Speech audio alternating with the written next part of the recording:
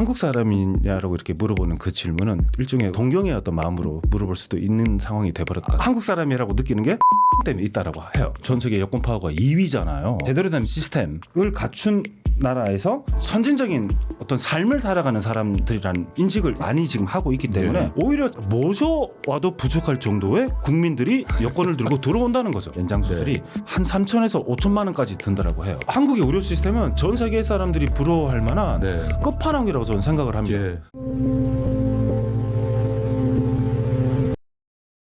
미국 사람들이 보는 한국인은 어때요? 이미지 많이 좋아졌죠. 좋아졌어요? 네. 예전에는 한국 몰랐는데 한국인지 중국인지 뭐 중국 사람이냐고 물어보기도 하고 일본 사람이냐고 물어보기도 하고 그랬었는데. 그래서 그 당시만 해도 확인의 대상이었잖아요. 너 네. 중국이야, 한국이야, 어느 나라 출신이야라고 해서는 일본 사람이냐고 많이 물어봤던 것 같아요 예전에는. 지금은 한국 사람이냐라고 이렇게 물어보는 그 질문은 일종의 어떤 동경의 어떤 마음으로 물어볼 수도 있는 상황이 돼버렸다는 거죠. 한국인을 알아봐요? 알아보는 그 지점이 이제 생겼다고 그러더라고요. 아 그렇습니까? 어떻게 알아보는데요? 첫 번째 지점은 그 세련된 실용주의가 돋보이는 그 스타일링에 있다라고 하더라고요. 그게 뭐죠? 중국 사람과 일본 사람하고 다른 그런 스타일링. 네. 다른 말로 하면 그 미국 현지에서도 마트나 대학교에서 동양 사람 저 사람 12명 그 한국 사람이라고 느끼는 게 그 스타일링 때문에 있다라고 해요. 네. 왜냐하면 그 한국 사람들만이 가지는 어떤 옷차림 그리고 관리 상태가 한국인들은 상당히 깔끔하고 잘 돼 있다라고 해요.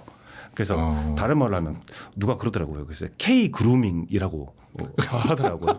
그래서 옷을 잘 입는다는 소린가요? 그 화장? K 그루밍이라는 게 그렇게 화려하지 않으면서도 그 정돈된 머리 모양. 우리 한국 사람들이 머리 모양 잘 정돈돼 있습니다. 한번 거울 한번 나중에 그런가요? 한번 보시고. 그런가요? 다른 나라 사람들에 비해서 우리 머리 스타일이 남성도 그렇고 여성도 그렇고 잘 정돈돼 있습니다. 옷차림도 괜찮고 그리고 머리 모양. 그리고 한국적인 그 피부 같은 거는 여성 특히 한국 여성들 피부 관리를 그렇게 티나지 않으면서도 잘 한대요. 그렇군요. 그리고 최신 트렌드가 잘 반영된 패션 센스를 보고 저 사람은 한국인일 가능성이 되게 높아라고 그렇게 인식을 한다라고 하더라고요. 그래서 요즘에 한국인들은 과장된 말씀을 드리는 게 아니고 뭐 현지에서 그 세련됨의 대명사라고 이렇게 인식이 되고 있다라고 합니다.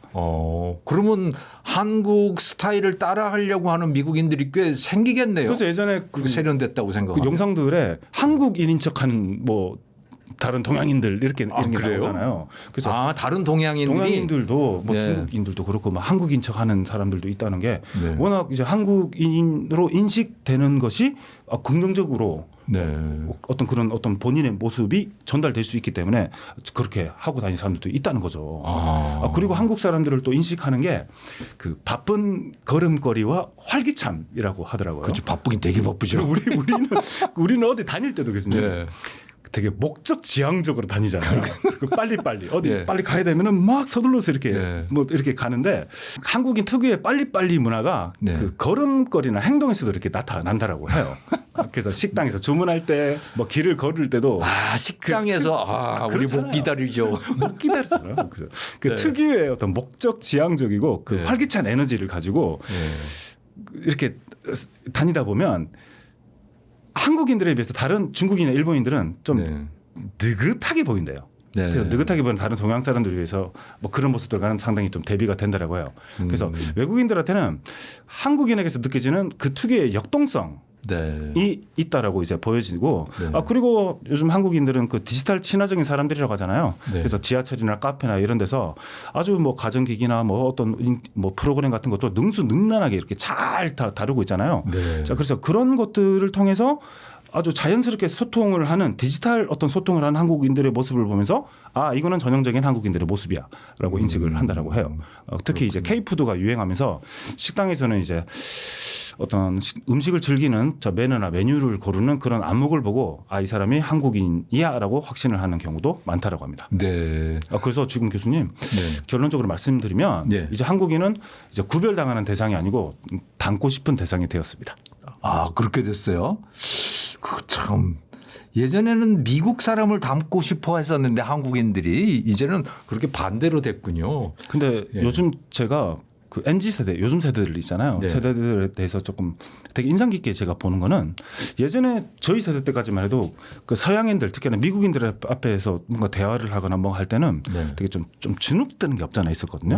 그렇죠. 주눅 들었어요. 그 영어도 일단 기본적으로 영어도 잘 안 되니까 예. 의사소통도 그렇고 내가 미국인 앞에서 뭔가 의사소통 해야 되는 게 예. 상당히 큰 부담이나 네. 뭔가 좀 기죽음 네. 같은 것도 없잖아 있었는데 요즘 세대는 그냥 당당하게 이야기를 하는 그런 분위기가 있더라고요. 예. 그래서 한국인 특유의 어떤 자신감 있는 모습 내가 비록 영어가 100% 잘 안 되는 뭐 브로큰 잉글리시가 되는 한이 있더라도 당당하게 이렇게 의사 표현을 할 수 있는 어떤 그런 자신감 있는 모습들이 예전 세대하고 조금 다르게 느껴지는 그런 지점 중에 하나가 아닌가라고 저는 인상 깊게 지금 요즘 세대의 그거를 좀 보고 있습니다. 아주 바람직한 일이네요. 저도 요즘에 그 지하철 타고 다니다 보면 그 가끔 일본어들이 들려요.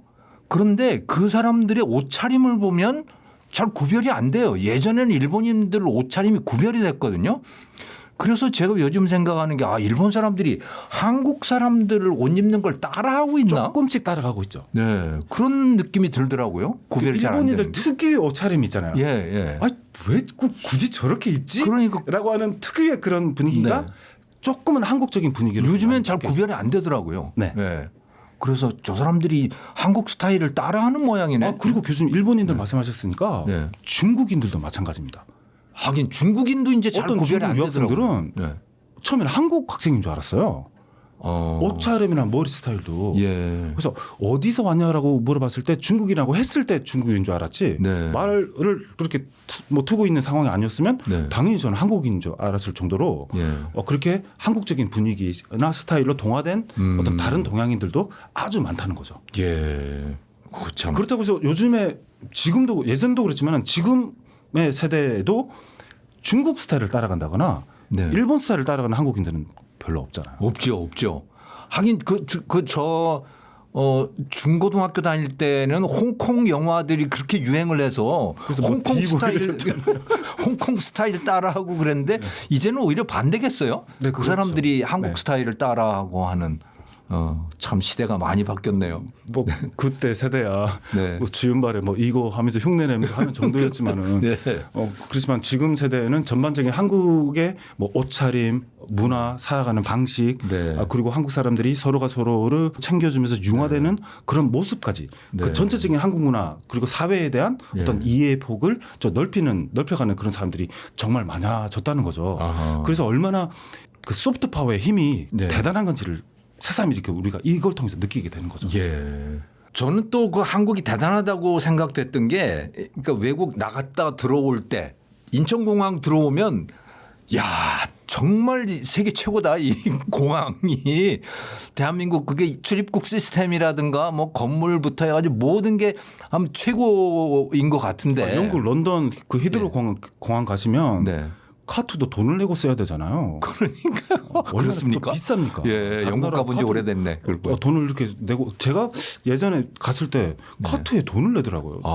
우리나라 같은 경우 당연히 내지도 않고 깨끗하고 좋잖아요. 예, 네. 그래서 우리나라만큼 뭐 방금 말씀하셨던 공항이나 지하철이나 대중교통 이렇게 깔끔하게 깨끗하고 잘 돼 있는. 네. 그 심지어 지금 많은 외국인들이 한국에서 살다가 자기 나라로 돌아갔을 때 네. 한국이 제일 그리운 것 중에 하나가 지하철 안내 방송이라잖아요. 그 빵빠레 소리 있고 네.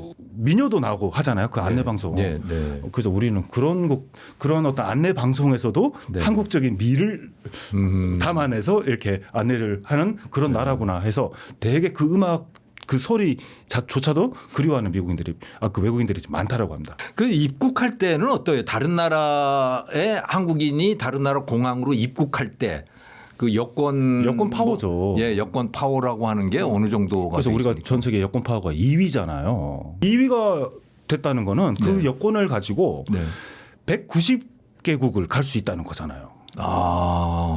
이 여권 파워가 2위라는 것은 뭘 뜻하느냐? 여권을 들고 그 나라 그 출입국 심사를 받으러 갔단 말이에요.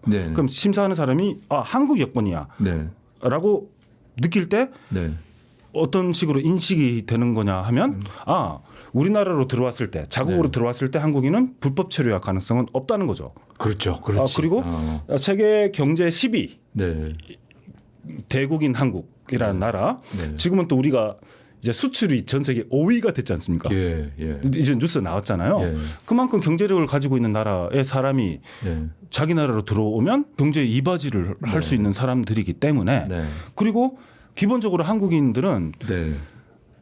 자기들도 여러 가지 한국 드라마나 영화에서 네. 한국인들은 질서정연하다라고 생각하잖아요. 네. 그리고 제대로 된 민주적인 시스템을 네.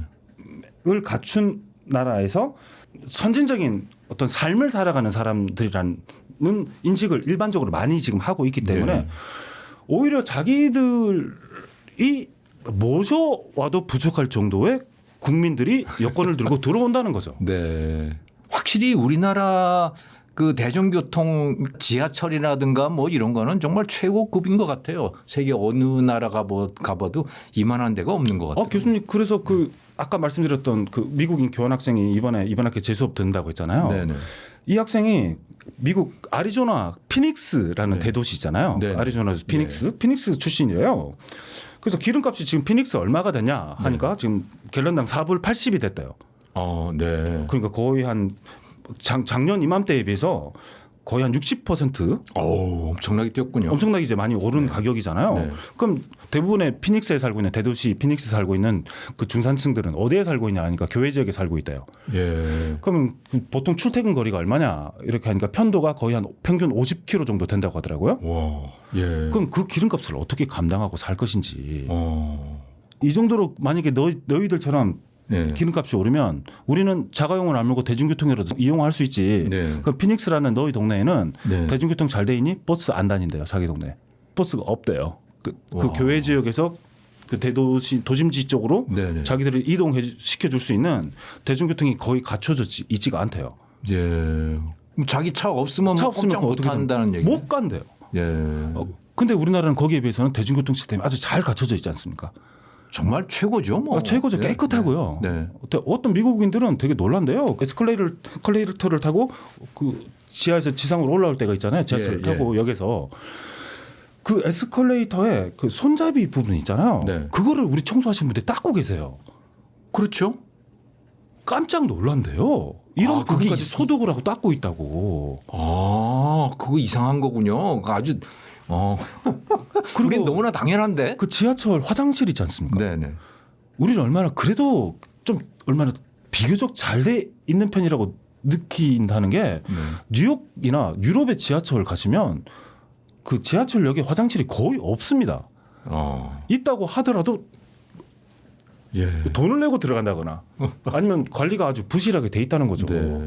그래서 한국처럼 이렇게 대중교통을 이용하는 게 얼마나 잘 돼 있는지도 외국인들이 특히 또 미국인들이 볼 때는 네. 되게 놀라는 그런 그 지점들 중에 하나라는 거죠. 예. 근데 한국인들이 참 독특한 게 많은데 그 중에 저는 이 가족주의나 이런 것도 있지만 또 한편으로 빨리빨리 하는 거 그게 한국인들의 아주 독특한 특성이라고 생각을 하는데 예전에는 그 빨리빨리 대충대충이었단 말이죠. 요즘은 상당히 많이 달라진 것 같아요. 빨리빨리 하고도 잘하는 것 같더라고요. 빨리빨리가 아닙니다. 요즘에는 그 신속 정확이죠. 예. 그래서 빨리빨리가 아니고 제 생각에는 예.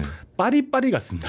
빠릿빠릿하다. 좀 빠릿빠릿하게 하라. 예. 그러니까 신속하고 정확하게 하라. 예. 저 그런 거겠죠. 이제는 무조건 빨리 해서 예. 나중에 문제가 생기면 다시 뭔가를 좀 대충 덮어놓고 막 이러는 뭐 하고 이런 거였겠지만은 네. 지금은 그게 아니죠. 예. 신속하고 정확하게 다음 단계로 넘어가고. 여러분 안녕하세요. 김정호입니다. 세상이 요동을 치고 있습니다. 이란과 미국과의 전쟁 이거 언제 끝날지 정말 알 수 없는 세상이 되어버렸고요. 우크라이나 전쟁은 벌써 5년째 접어들고 있습니다. 북한까지 가서 가담하고 있죠. AI라고 하는 새로운 물결이 또 시작이 됐습니다.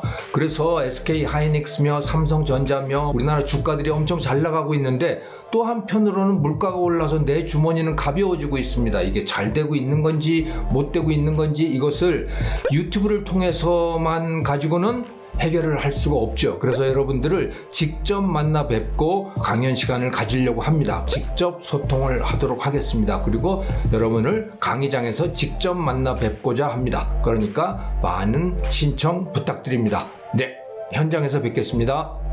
그런 게 미국하고 좀 다릅니까? 예를 들어 뭐 AS 전자제품 AS를 받는다든가 뭐 하는 그런 거에서 한국적인 속도의 차이가 있어요? 당연히 있죠. 네. 특히나 우리가 만약에 가전제품이 고장났지 않습니까? 네네. 네. 그러면 우리는 삼성 서비스 센터가 우리 집 앞 근처에 있잖아요. 네. 아니면 지하철 몇 정거장만 타고 가면 뭐 어디 서비스 센터나 가면 정비 받을 수 있고 하지만은 네. 저 미국에서 내가 쓰고 있던 노트북이 고장났다. 네. 이러면은 일주일, 2주일 걸리는 게 보통이죠. 왜냐하면 그 배송 시스템이 네. 우리나라는 오늘 주문하면 그 다음날 새벽, 그 다음날 오는 게 당연하다는 식으로 예. 거의 그렇게 배송 인식될 정도로 이렇게 됐죠. 그렇게 우리는 물류 시스템이 잘 갖춰져 있습니다. 그래서 네. 한 물류 시스템이 주변에 있는 수십만 명을 담당하는 시스템이잖아요. 책임질 수 있는 그런 시스템으로 예. 우리나라는 고밀도 아주 고효율로 네. 잘 갖춰져 있지만은 자 미국은 아주 저밀도죠. 쫙 퍼져서 살죠. 저밀도 분산식으로 돼 있기 때문에 네. 그리고 아주 퍼져 있고 네. 그래서 제가 있을 때만 해도 주문을 해서 물건을 인터넷으로 네. 주문을 하면 제가 미국 중부에 있는 캔자스에 살았잖아요. 네네. 만약에 그 회사가 뉴욕이나 캘리포니아 같은 동부나 서부에 있는 회사다. 이러면 기본적으로 한 5일 걸렸습니다. 일반 배송. 하긴 지리적 거리 자체가 엄청 멀구나. 왜냐하면 제가 살았던 캔자스 주 하나가 남한 크기하고 똑같으니까요. 그러니까 미국이 얼마나 큰 나라입니까? 예, 네. 그렇죠. 네. 그러면 미국도 다음 날 이길 그 다음 날 배송해 주는 시스템이 있죠. 그 프리미엄 서비스인데 익스프레스 서비스. 돈을 더 내라는 거죠. 그럼 비행기로 옵니까? 비행기로 오죠. 그래서 익스프레스나 뭐 프리미엄 서비스라고 해가지고 비쌀 수밖에 없겠네요. 아주 비쌀 수밖에 없죠. 예. 그렇다면 우리는 일반 배송이 우리 상식으로는 한국은 그 다음 날 배달되는 그런 시스템으로 돼 있기 때문에 예. 그만큼 우리나라 시스템은 물류 시스템도 우리는 잘 갖춰져 있는 거겠죠. 다만 네. 그렇다고 해서 뭐 미국의 물류 시스템이 잘 안 갖춰져 있다는 것은 아니겠죠. 네. 왜냐하면 그 워낙 땅이 넓고 네. 어떤 그 인구 밀도가 상당히 낮은 지역이기 때문에 네. 그래서 어떻게 보면 대중교통 시스템을 갖추기도 되게 힘들어요. 네. 인프라 구축도 돈이 많이 들고 네. 그리고 수지 타산도 안 맞대요. 왜냐하면 여기 태워서 우리는 뭐 지하철에 막 강남역 막 빼곡빼곡 하잖아요. 네. 그래서 많이 태워서 이렇게 어떤 운임비를 통해서 어떤 시설비나 유지비나 이런 거를 뭐 메꿀 수 있는 그런 네. 시스템을 갖춰져 있다면 미국은 그게 안 돼요. 네. 이번엔 그 미국 의료 시스템에 대해서 좀 여쭤보고 싶어요. 그 한국 교포들도 미국에 살다가 나이 많아지면 다시 귀국한다고 한국에서 병원 다닌다고 뭐 그런 분들이 꽤 많던데 어느 정도입니까? 미국의 그 의료비 또 병원 가는 어려움 같은 거 어느 정도 심각하길래 그런 케이스들이 나오죠? 평균적으로 미국 중산층 가정에서 네. 뭐 들고 있는 의료보험은 네. 그 직장보험. 직장보험. 내가 만약에 직장을 가지고 네, 있으면 네. 직장보험을 들겠죠. 그래서 네. 기업에서 근무하고 있는 기업에서도 좀 지원을 해줘서 직장보험을 들면 그 직장보험을 통해서 내가 그 회사에서 근무를 하고 있기 때문에 직장보험을 받는다면 네. 그 직장보험을 통해서 나뿐만 아니라 내 가족까지 그 네. 보장을 받잖아요. 네. 근데 직장보험을 들더라도 그 한 달 평균 나가는 의료비가 네. 거의 한 150만 원 정도가 된다라고 하더라고요. 예. 의료비로만 나가는 돈이 한 150만 원 되는데 요즘 IT 인력 8만 명 해고됐다고 했잖아요. 네. 네. 그럼 갑자기 실업 상태가 됐잖아요. 보험이 없는 상태가 되겠죠. 무보험 상태가 되겠죠. 무보험 상태가 되겠군요. 그러면 만약에 직장 보험이 아니면 일반 보험을 들여야 되는데 일반 보험은 훨씬 더 비쌉니다. 예. 그럼 지출되는 금액들이 직장 보험 대비 훨씬 지출하는 의료비가 많아지겠죠. 예. 보장도 조금 약간 덜한 편이라고 인식이 되고 있고 네. 그럼 너무 비싸니까 많은 미국인들이 아예 보험이 없는 상태로 살겠다라고 선택을 한다는 거죠. 예. 너무 비싸기 때문에 그 비율이 거의 한 8% 전체 인구에서 8%가 된다는 거죠. 전체 인구의 8% 그럼 3억 5천만 명이면 한 3천만 명. 3천만 명 정도가 보험이 없는 무보험 상태로 산다는 무보험 상태로 산다. 그러면 아프면 병원에 간다. 예를 들어 뭐 암이 걸렸다. 그러면 어느 정도가 나오는 몇 거예요? 억 나오겠죠. 몇 억 나옵니까? 무보험 상태에서 네. 맹장 수술 받지 않습니까? 예, 간단한 맹장 수술이 네. 한 3천에서 5천만 원까지 든다라고 해요. 와, 맹장 수술 한 번이요? 무보험 상태에서 만약 무보험 보험이 없는 상태에서 받는다면은 네. 맹장 수술 하나 뭐 그 정도가 들고 그리고 관절 같은 거 있잖아요. 연세 되시면 네, 이제 네. 그 관절도 약간 네. 수술을 하는데 관절도 한 800만 원 정도 된다 하더라고요. 800. 그래서 한 1,000만 원 정도. 요즘에 인공관절을 하고 그러니까 인공관절. 네. 그런 네. 분들 많던데.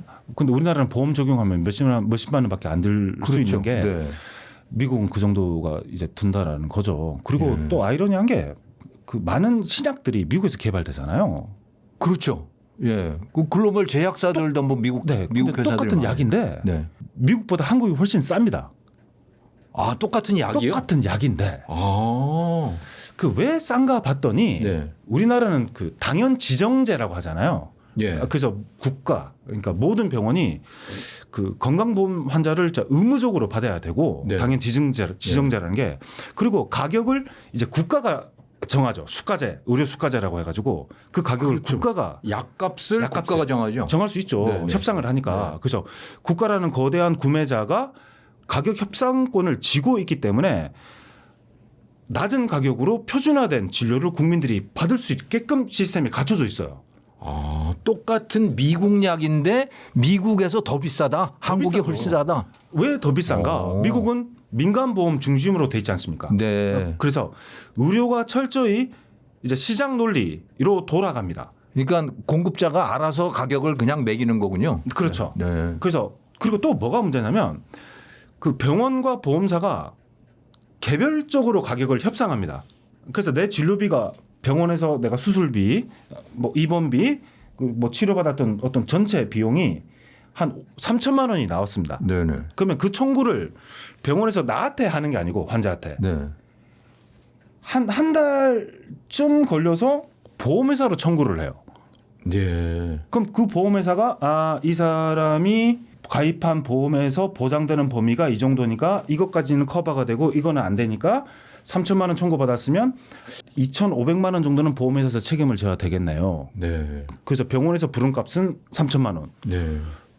보험회사에서는 2,500만 원 정도까지만 우리가 책임질 수 있다. 협상하자. 네. 3천만 원은 비싼 것 같아. 2,500만 원? 그러면 한 2,100만 원 선에서 우리가 합의 할 수 있을까? 라고 협상을 한대요. 우리나라 그 자동차 보험 마냥 뭐 거의 그런 수준인가 보군요. 협상을 한다고 그러더라고요. 네. 그래서 협상을 하기 때문에 네. 제일 처음에는 병원도 제일 비싼 값을 부르겠죠. 이 환자 한 2천만 원밖에 안 나왔지만 일단은 5천만 원 나왔습니다. 부른다면 네. 예를 들어서 예. 그럼 보험회사도 너무 비싼 것 같아. 일단 우리는 한 2천만 원 정도에서 한번 시작을 해보겠다라고 네. 협상을 해서 그것 때문에 따르는 그 전체 미국인들이 지출하는 그 의료비에서 이런 불필요한 행정 비용 있잖아요. 네네. 병원에서 청구하고 심사하고 다시 뭐 네. 이런저런 그걸 하는 그 행정 비용이 거의 한 20% 15에서 20%가 든대요. 네. 그래서 이 행정 비용이 의료비를 부추기는 하나의 어떤 큰 요인 중에 하나라고 그런 것도 또 얘기를 있군요. 하더라고요. 네. 그래서 제가 처음에 미국에 갔는데 유학생으로 갔는데 뭔가 진찰을 하나 받을 부분이 있어가지고 병원을 처음으로 가봤습니다. 예. 우리는 의무적으로 학생보험 들어야 되죠. 유학생들은 네. 의무적으로 학생보험을 들어야 되거든요. 그래서 그 보험을 들고 진료를 받았는데 그냥 집에 가래요. 그래서 저는 네. 이게 무료인가 공짜인가? 분명히 공짜가 아니라고 예. 알고 있는데 라고 생각했는데 한참 내가 언제 병원을 갔다 왔나라고 생각할 한 달이나 한 달 반쯤 네. 한 달 보름 지나가지고 얼마 나왔습니다. 청구서가 날라갔더라고요.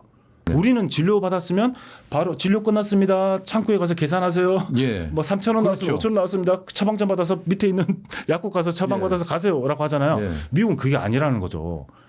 진료 받았으면 바로 그 자리에서 그 병원에 있는 창구에 가서 계산을 하는 게 아니고 예. 그냥 집에 일단 갑니다. 예. 본인은 그러면 병원은 진료받았던 환자가 가입해 있는 보험회사로 청구를 한다는 거죠. 그 시간이 한 달 넘게 걸린다는 거예요. 그러면 본인은 정말 얼마가 나왔는지 모르는 모른다는 상태에서 그냥 거죠. 집으로 가야 되는 거군요. 네. 그래서 보통 우리가 보험 약관 같은 걸 잘 모르잖아요. 네네. 아무리 뭐 우리가 공부를 많이 한 사람이든 아니든 간에 보험 약관은 복잡하게 돼 있기 때문에 네. 특히 미국의 의료보험은 민간보험 체계로 돼 있기 때문에 네. 보장 범위가 어느 정도까지 되는지 내 신체 부위에 어디까지가 보험에서 보장을 하고 이 좀 네. 비껴가는 부분은 아닌지를 아주 이해하기가 어렵게 돼 있대요. 예. 그리고 보험회사마다 이 보장 범위가 다르고 예. 약관도 틀리고 그러니까 제대로 공부를 안 하면 당하기가 쉬운 시스템이 그 미국 의료보험 시스템이기 때문에 오죽하면은 네. 그 보험회사 그 대표적인 미국의 의료보험회사가 유나이티드 헬스케어잖아요. 그분이 그렇습니다. 오죽했으면 작년에 총을 맞고 사망을 하셨겠습니까? 총을 맞고 유나이티드 헬스케어 CEO가 작년에 총을 맞고 사망을 했잖아요. 아 그렇습니까? 네. 네. 누군가 근데 분노한 거군요. 그러니까. 분노하는 미국인들이 그만큼 많다는 거예요. 그 유나이티드 헬스케어 CEO가 그 총을 맞고 사망하고 난 다음에 근데 누가 총을 쐈는가 봤더니 아주 그 학력도 높고 고학력자 집안도 괜찮은 사람이었어요. 네. 근데 그 고학력자들에게 자기들도 나랑 상관없는 이해라고 생각, 뭐 집안 경제적으로 큰 문제가 없는 사람들이잖아요. 네. 이 사람들한테도 이 사회가 가지고 있는 큰 어떤 모순점들, 네. 문제점들 이런 것들이 너무도 이제 보이기 시작하고 인식이 된다는 거예요. 그런 사람들 중에 많은 사람들이 그런 분노를 이제 극단적인 형태로 이렇게 보이는 어떤 분위기로 나간다는 거죠. 그게 어떤 지금 현재 어떤 미국 어떤 분위기에서 상당히 우려스러운 그런 지점 중에 하나라고 생각합니다. 그렇군요. 이 병원 가는 거 참 미국하고 우리나라하고 그 정말 다른 것 같네요. 우리는 그냥 그 국가 의료보험이 워낙 잘 돼 있다 정말 잘돼 보니까 있습니다. 잘 뭐 그런 거에 거의 신경 안 쓰고 그래서 교수님 그 한국의 의료 시스템은 전 세계 사람들이 부러워할 만한 네. 어떤 가성비 끝판왕이라고 저는 생각을 합니다. 예, 물론 맞아요. 부족한 점도 없잖아요. 있겠죠. 뭐 다만 여기 김종호 TV 시청자 여러분들께서 이제 드리고 싶은 통찰은 이 저렴한 비용 뒤에는 우리 한국의 의료진 분들의 어떤 헌신하고 네. 그리고 그 당연 지정제라는 네. 강한 어떤 국가 통제가 있다는 그런 점입니다. 네. 근데 미국은 그와는 반대로 개인의 어떤 선택과 그 시장 자율, 이 미국이라는 나라는 그걸 택했잖아요. 네, 네. 그런데 그 대가로 천문학적인 비용이라는 청구서를 받게 된 거죠. 그러니까 그래서 교수님 어떻게 보면 네. 비유를 하자면은 한국의 의료는 그 누구나 탈 수 있는 저렴한 지하철이라면 네. 미국의 의료는 비싼 돈을 내고 탈 수 있는 프라이빗 리무진과 같은 거죠. 아. 그래서 문제는 여기서 문제가 뭐냐면 돈이 없는 사람에게는 이 리무진은 아예 오지도 않는다는 거죠. 가난하면 엄두도 내기 힘든 그리고 병 한번 잘못 걸리면 노숙자가 될 수도 있는 그런 게 미국의 병원 시스템이군요. 그럼 우리처럼 이렇게 아주 편리하고 저렴한 시스템에 너무 우리는 익숙해져 있기 때문에 사실은 미국 시스템이 어떤 건지 머릿속에 잘 안 들어와요. 어떻게 보면 그 외국인들이 더 잘할걸요? 예.